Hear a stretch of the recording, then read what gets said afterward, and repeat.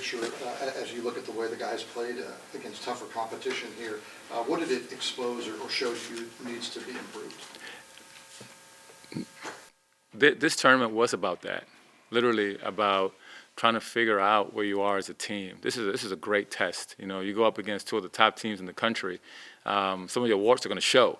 You know, obviously those two teams are top teams in the country, not only because they're athletic and physical, but because they're mature and older as well. You know, our team is not as mature, it's not as old. We're a young group, and that's okay. You know, what we realize is, you know, we have to continue to focus on eliminating losing. You know, and for us, that means, you know, getting back in transition and eliminating easy baskets. You know, we got to do a much better job on the glass. And the third is we got to take care of the basketball a lot better.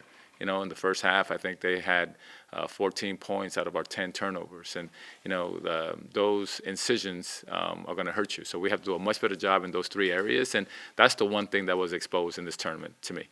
Okay. Go ahead, Mike. Yeah, offensively, last night you said you didn't like the reliance on the three-point shot. Tonight, another big number from behind three. Did you like the shot selection, or did you see the same thing? Yeah, no, I think the shot selection was actually good. I think IMAC got some wide open looks. He didn't make them today. Elijah, it was nice to see him, you know, finish the game without cramping up today, and I think he did a really good job down the stretch there.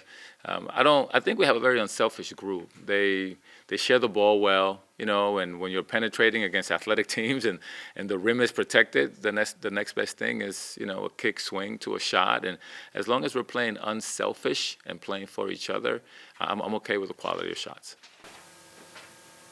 You need to obviously get more of a low post presence.